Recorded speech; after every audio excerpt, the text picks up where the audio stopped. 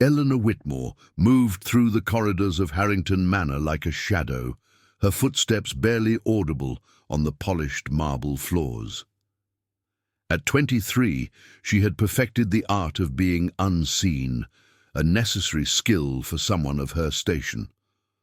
The grand estate in the Cotswolds stretched across hundreds of acres, its limestone walls holding centuries of aristocratic history, none of which included people like her. The morning air carried the scent of beeswax and lavender as Eleanor balanced a silver tray laden with tea and scones. She navigated the servants' passages with practiced ease, her plain grey dress and white apron marking her as part of the invisible workforce that kept the manor functioning.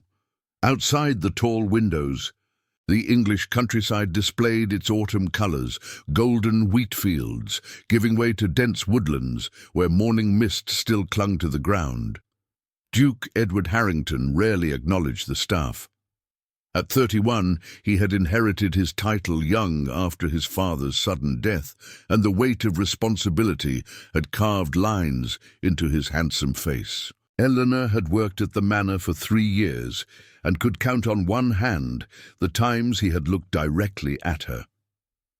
To him, she was merely part of the furniture, useful, necessary, but not worthy of notice. That morning, as Eleanor delivered breakfast to the library, she noticed tension in the household. The housekeeper, Mrs. Pemberton, had mentioned that the Duke was preparing for a crucial meeting with investors regarding his efforts to modernize the estate's farming methods. Traditional aristocrats viewed such changes as beneath their dignity, but Edward was different.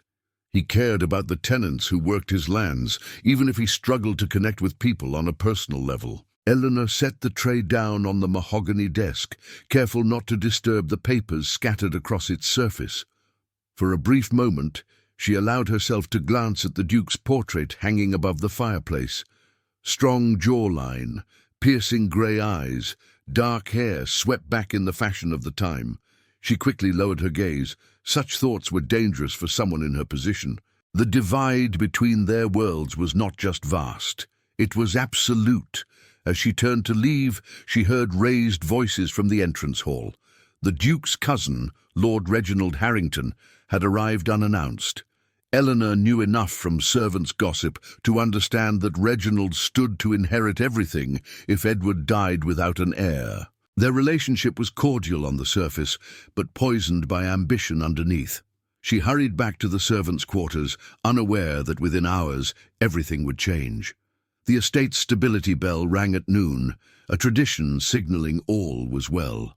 But today, that bell would soon be replaced by screams. The afternoon sun filtered through the stained glass windows of the manor's grand staircase, casting colourful patterns on the walls. Eleanor was carrying fresh linens to the guest chambers when she heard the horses, their hooves pounding against cobblestones with unusual urgency. Through the window, she saw Duke Edward mounting his black stallion, Apollo, preparing for his usual afternoon ride through the estate grounds. What she did not see was Lord Reginald slipping into the stables moments before, his face twisted with calculated malice. The servants' whispers had grown darker lately. Talk of gambling debts, of Reginald's desperation for money, of his increasing frustration that Edward showed no interest in marriage despite family pressure. Eleanor dismissed such gossip as she descended the back stairs, her arms full of laundered sheets. The scream pierced the afternoon calm. Eleanor dropped the linens and ran toward the commotion, her heart hammering against her ribs. In the courtyard, chaos had erupted. Apollo reared wildly, his eyes wide with terror, foam flying from his mouth. Duke Edward fought to control the animal, but something was terribly wrong. The horse spun violently, and Eleanor saw the Duke lose his grip on the reins. Time seemed to slow. Edward fell backward, his body arcing through the air toward the stone fountain with its sharp marble edges. Without thinking, Eleanor sprinted forward, her small frame moving faster than she knew possible. she crashed into the Duke mid-fall, using her momentum to redirect his trajectory. They tumbled together onto the grass instead of the unforgiving stone. Pain exploded through Eleanor's shoulder as she took the brunt of the impact, but she had succeeded. The Duke was alive. Apollo continued his frenzied dance until the stablemaster rushed forward with a calming blanket. Later, they would discover burns around the horse's girth, where someone had applied a caustic substance beneath the saddle, designed to cause agony once the rider's weight settled. Edward pushed himself up, his grey eyes wide with shock as he truly saw Eleanor for the first time. Blood trickled from a cut above her eyebrow where his elbow had struck her during the fall. Her cap had come loose, revealing chestnut hair that caught the afternoon light. For a moment neither spoke, their faces inches apart, breathing heavily, the air charged with something neither could name. The household staff swarmed around them. Mrs. Pemberton tried to pull Eleanor away, muttering about propriety and knowing one's place, but Edward raised his hand. His voice, when he finally spoke, was hoarse. "She saved my life." His fingers, still trembling from adrenaline, reached toward Eleanor's injured face with a gentleness that shocked everyone present. "What is your name?" "Eleanor Whitmore, Your Grace," she whispered, painfully aware of the dozens of eyes watching them. Her shoulder throbbed, and she suspected it might be dislocated, but she remained still beneath his gaze. "Eleanor?" he repeated, as if testing how her name felt on his tongue. In that moment, something shifted in the rigid hierarchy of Harrington Manor, a crack in the wall that separated their worlds. Neither realized that this crack would soon become a chasm that would threaten to swallow them both. The manor's physician, Dr. Thornbury, confirmed Eleanor's shoulder was indeed dislocated. As he reset the joint in the servants' quarters, Eleanor bit down on a leather strap to muffle her screams.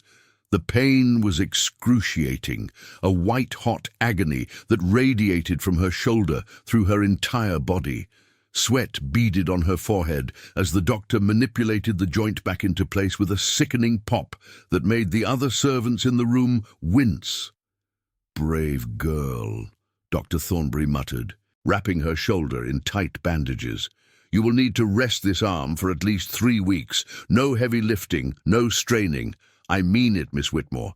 If you aggravate this injury, you could lose mobility permanently." His weathered face was stern but not unkind. He had seen too many servants work through injuries out of necessity, crippling themselves in the process. Mrs. Pemberton hovered nearby, her expression a mixture of concern and stern warning. Once the doctor left, she pulled a chair close to Eleanor's narrow bed. The room was small, barely large enough for a single bed, a wooden chest, and a washstand. But it was Eleanor's private space, a luxury not all servants enjoyed. Through the small window, she could see the estate's kitchen gardens, where autumn vegetables grew in neat rows. That was extraordinarily brave and extraordinarily foolish, the housekeeper said, her voice low. "You must understand your position, Eleanor.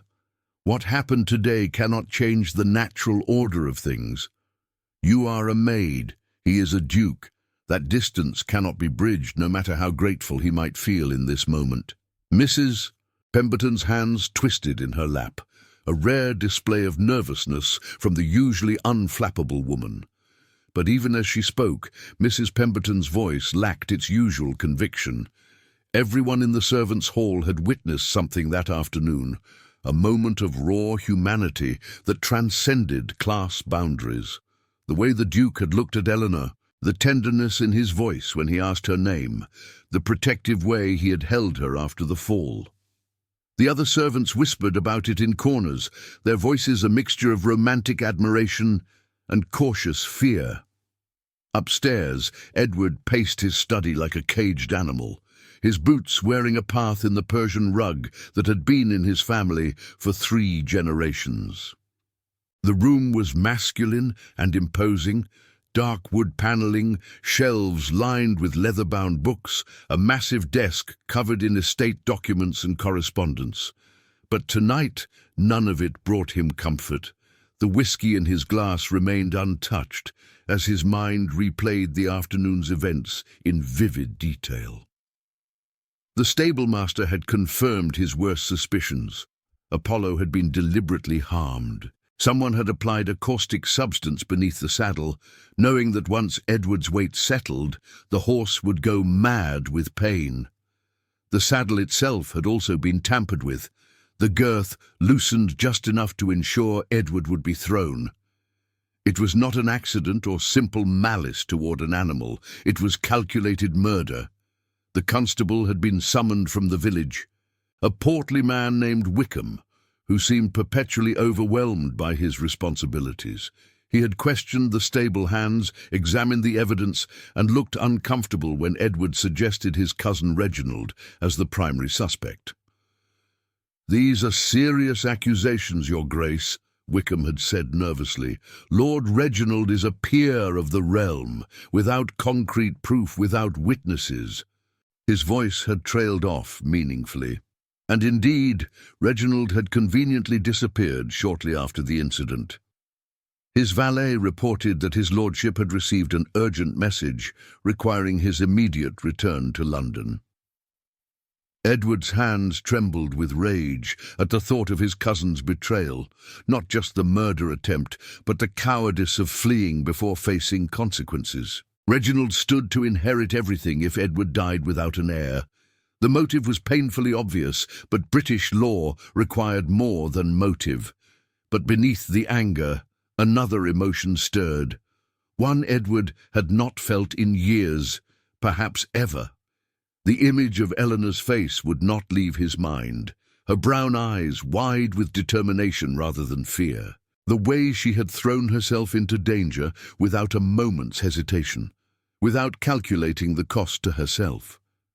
In his world, people's actions were always calculated, always measured against potential benefit. Eleanor had acted from pure instinct, pure courage.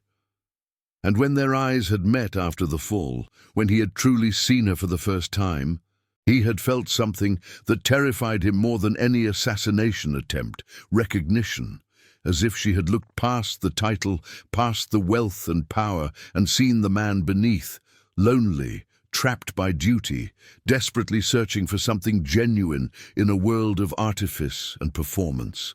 Edward crossed to the window, looking out over the darkening estate. Lights glowed in the servants' quarters, and he wondered which small window was hers. The thought consumed him. Was she in pain? Was she being cared for properly? The doctor had assured him the injury would heal, but Edward felt a responsibility that went beyond that of master to servant. She had saved his life. He owed her everything. 3 days passed in a strange suspension of time. Eleanor remained in the servants' quarters, her arm in a sling, performing light duties against Dr. Thornbury's strict orders. She needed the work, needed the distraction from thoughts that should never occupy a maid's mind. During the day, she folded linens one-handed, polished silver, mended clothes. The other servants treated her with a mixture of admiration and wariness, as if her act of heroism had marked her as dangerous, as something that upset the careful balance of their world. At night, alone in her small room, Eleanor allowed herself to remember the feeling of the Duke's body against hers as they fell, the way his eyes had widened when he looked at her, truly looked at her for the first time, the sound of his voice when he spoke her name as if it was something precious. She pressed her hand against her chest, feeling her heart race at the memory, and hated herself for the yearning that consumed her. She had known her place since childhood, had accepted the limitations of her station. Her father, the village schoolteacher, had educated her beyond what was typical for a girl of her class. He had taught her to read Latin and French, to understand mathematics and history, but he had also taught her to be realistic. "Knowledge is a gift, Eleanor," he had said, his kind eyes serious, "but it does not change the world's structure. Use it wisely, but do not let it make you bitter about what cannot be." After his death, when her mother had remarried a brutal man who saw Eleanor as an inconvenient burden, she had fled to service. The work was hard, the hours long, the pay modest, but it was honest work, and it had given her safety and independence. She had been content with that, or so she had told herself, until a moment of crisis had shattered the careful walls she had built around her heart. On the fourth day, everything changed. Eleanor was in the servants' hall, carefully hemming a tablecloth with her good hand, when a sudden hush fell over the room. She looked up to see Duke Edward standing in the doorway, a place no Duke of Harrington had visited in living memory. The room fell silent, as if someone had cast a spell over it. His tall frame seemed too large for the modest space, his fine clothes too elegant among the simple furniture and worn floorboards. Every servant in the room dropped into awkward curtsies and bows, confusion and shock written across their faces. The Duke never came below stairs. It simply was not done. The breach of protocol was so extreme that several of the younger maids looked genuinely frightened. Edward's eyes found Eleanor immediately, and the intensity of his gaze made her breath catch. "Miss Whitmore," he said, his voice formal, but carrying an undercurrent that made several servants exchange meaningful glances. "I would speak with you. In the garden, if you are able to walk." Mrs. Pemberton stepped forward, her face pale. "Your Grace, surely whatever you wish to convey can be done through proper channels. I would be happy to." But Edward raised his hand, and the authority in the gesture was absolute. He was, for all the strangeness of the moment, still the Duke, still the master of this house and everyone in it. "I will speak with Miss Whitmore directly," he said, his tone brooking no argument. "Now, if you please." It was phrased as a request, but everyone understood. It was a command. Eleanor rose slowly, her heart racing so fast she felt dizzy. She set down her sewing with trembling hands and followed him through the kitchen, acutely aware of the dozens of eyes boring into her back. They passed through the scullery and out into the walled garden, where herbs grew in neat rows. The autumn air was crisp and carried the scent of rosemary, thyme and sage. The sun was setting, painting the sky in shades of amber and rose. They stood beneath an ancient oak tree at the garden's centre, its leaves golden against the darkening sky. For a moment, neither spoke, the silence heavy with all the things that could not be said. Edward turned to face her, and Eleanor was struck by the vulnerability in his eyes. This was not the distant aristocrat she had served for 3 years. This was a man struggling with emotions he did not fully understand. "I have not properly thanked you," he began, his formal tone betraying his discomfort.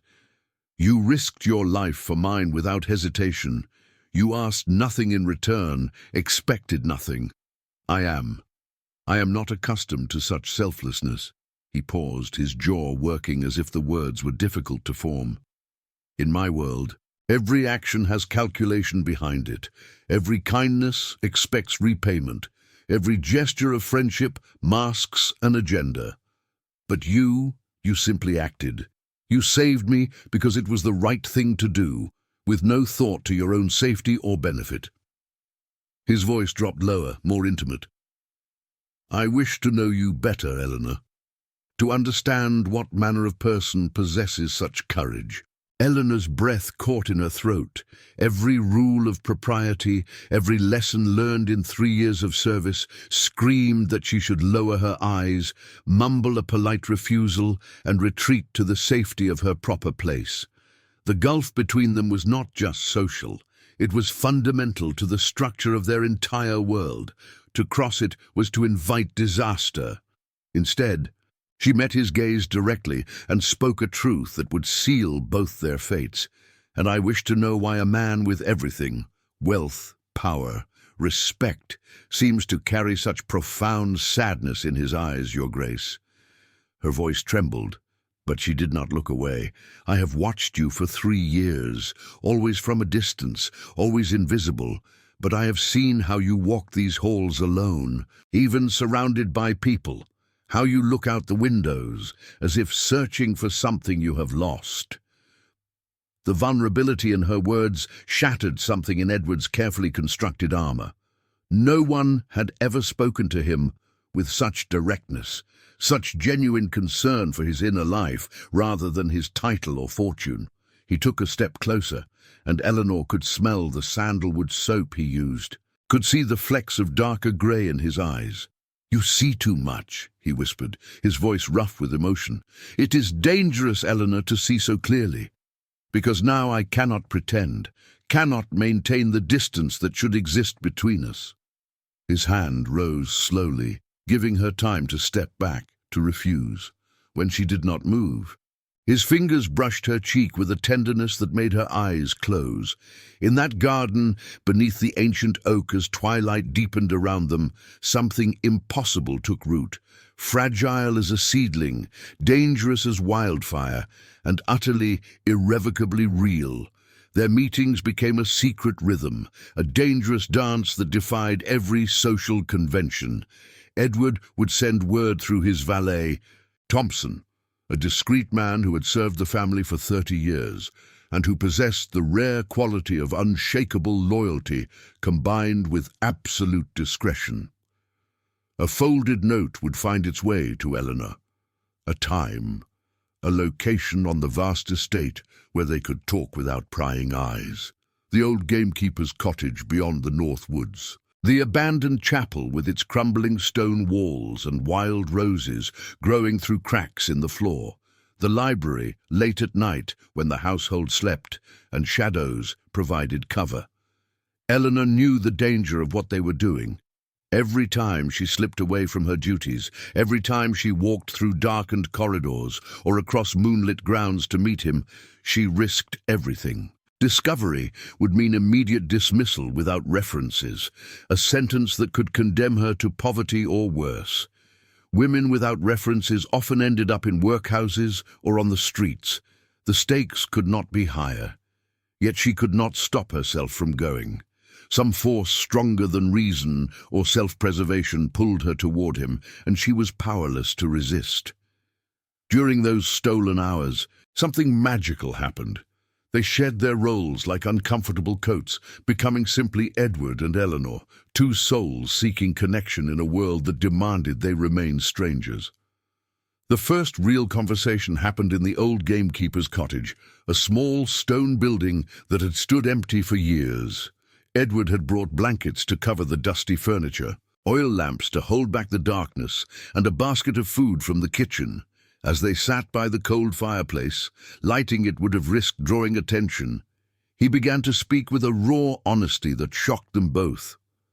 "I have been lonely my entire life," Edward confessed, his voice quiet in the shadowy space. "Even as a child, I was never simply Edward. I was the heir, the future duke, the one who must maintain dignity and distance. My father believed that closeness bred weakness, that a duke must stand apart even from his own family." He stared at his hands, strong and elegant, unused to manual labor. "When he died, I was 21, too young, unprepared, terrified. I inherited not just a title and estate, but a prison of expectations." Eleanor listened without interrupting, sensing that he needed to speak these truths that had never been voiced before. The lamplight played across his features, highlighting the loneliness etched there. She saw him not as the powerful duke, but as a man who had never been allowed to simply be human. "Everyone wants something from me," he continued, his jaw tight with frustration. "My peers want political alliances. My tenants want leniency on rents. Society mothers want me to marry their daughters, not because of who I am, but because of what I represent. Wealth, status, a title that traces back 400 years. He looked at Eleanor then, his grey eyes intense. "But you wanted nothing. You saved my life and asked for no reward. You spoke to me with honesty rather than calculation. Do you understand how rare that is? How precious?" Eleanor felt tears prick her eyes. "I am not special, Your Grace." He flinched at the title, and she corrected herself softly. "Edward, I am simply a person who acted on instinct. Anyone would have done the same." But even as she spoke, she knew it was not entirely true. Many people would have frozen, would have called for help rather than risking themselves.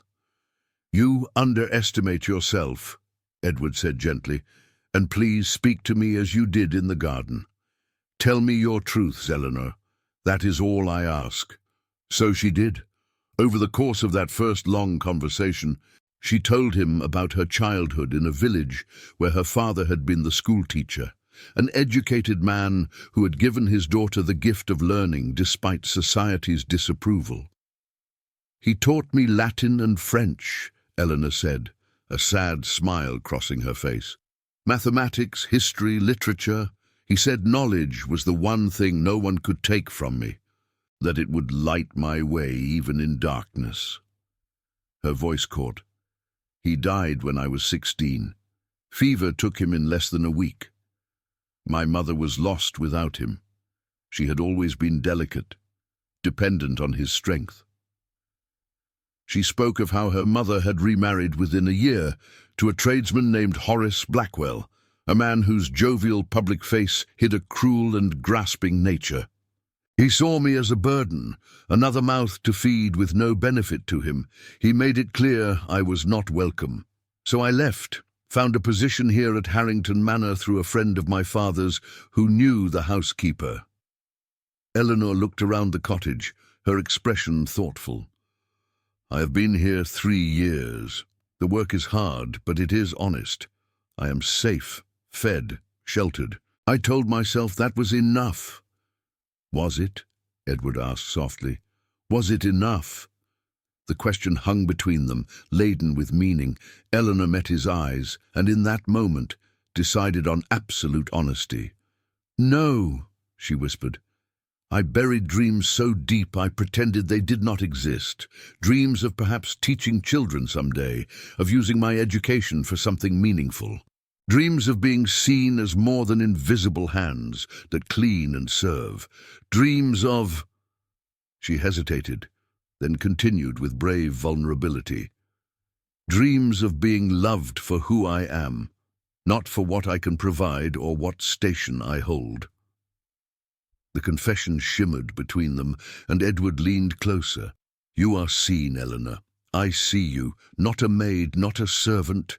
A woman of intelligence, courage, and grace. A woman who has awakened something in me I thought had died." His hand reached for hers in the lamplight, and when their fingers intertwined, it felt like sealing a pact. That first meeting set the pattern for those that followed. They met whenever they could steal time, 3 or 4 times a week over the next month. Each meeting deepened their connection, built layers of intimacy that went far beyond the physical attraction that crackled between them. Edward shared his vision for the estate, his desire to implement modern agricultural methods that would benefit his tenants, but faced fierce opposition from traditional aristocrats who saw such concern as beneath a duke's dignity. Eleanor offered insights that surprised him. Her education and keen observation had given her perspectives he had never considered. "Your tenants would be more productive if they felt secure," she said during one conversation. "Fear of eviction makes them conservative, afraid to try new methods. If you offered longer leases, invested in their success rather than simply extracting rents, they would have reason to care for the land as you do." Edward stared at her, then laughed, a genuine sound of delight. "You have just articulated what I have been trying to express to my land agent for months. He thinks I am mad. The other landowners think I am dangerously radical." He squeezed her hand. "But you understand. You see what I am trying to build." The physical attraction between them grew undeniable. It lived in the moments their hands accidentally touched while examining a book in the library. In the way Edward's eyes followed Eleanor's movements with barely concealed hunger. In how Eleanor's breath quickened when he stood close enough for her to catch his scent. sandalwood and leather, and something uniquely him. They had not yet crossed certain boundaries, but the tension was becoming unbearable. One night in the library, as they sat close together on a leather sofa, examining agricultural treatises by lamplight, their conversation drifted to more dangerous territory. "What do you want, Eleanor?" Edward asked suddenly, his voice low. "If society's rules did not exist, if you could have anything, what would you choose?" Eleanor's heart raced. The question was not hypothetical, and they both knew it. She set down the book, her hands trembling slightly. "I would want to matter," she said quietly. "Not to be invisible, to use my mind for something meaningful, to be with someone who sees me as an equal, despite all the ways the world says we are not." She turned to face him fully, her brown eyes fierce. "I would want to choose my own path, even if that path is difficult." "And if that path led here?" Edward's hand rose to cup her cheek, his thumb tracing her jawline with aching tenderness. "If it led to me, despite all the obstacles, despite the scandal, the judgment, the very real dangers we would face?" His voice dropped to a whisper. "Would you still choose it?" Eleanor leaned into his touch, her eyes closing briefly, before opening again with clear determination. "I would," she breathed. "Heaven help me. I would choose you every time." The words broke the last restraint between them. Edward's lips found hers in a kiss that was both tender and desperate, months of longing and denial crystallizing into this single moment. Eleanor's good arm wrapped around his neck, pulling him closer, and she kissed him back with equal fervor. The kiss deepened, became something that spoke of need and recognition, and a connection that defied all reason. When they finally pulled apart, both were trembling, breathing hard. Edward rested his forehead against hers, his hands framing her face as if she were something infinitely precious. "What are we going to do?" he asked, the question laden with all the obstacles they faced. His title, her station, society's rigid expectations, the very real consequences of discovery. "I do not know," Eleanor whispered honestly, "but I know I cannot pretend anymore that my heart is not completely, irrevocably yours." Outside the library windows, clouds covered the moon, as if nature itself sensed the tempest gathering around their forbidden love. The household had begun to notice. Servants' gossip turned from admiration of Eleanor's heroism to speculation and judgment about these mysterious absences. Mrs. Pemberton cornered Eleanor in the linen room one morning, her face grave and concerned.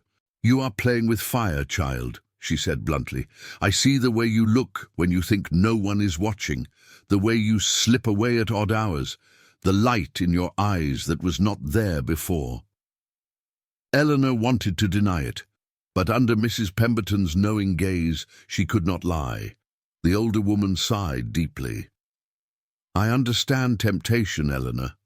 Truly I do. But when this ends, and it will end because it must, you will be the one destroyed. He is a duke. You are a maid. That is the reality, no matter what romantic notions your heart harbors. He cannot marry you. At best, you become a kept woman, dependent on his whims, scorned by all. At worst, you are cast out with nothing." The brutal honesty of Mrs. Pemberton's words cut deep, because Eleanor knew they were true, yet she could not, would not, give up what she had found with Edward. "I understand the risks," she said quietly, "and I choose them anyway." Mrs. Pemberton's eyes filled with sad understanding. "Then I will pray for you, child, because you will need all the help heaven can provide."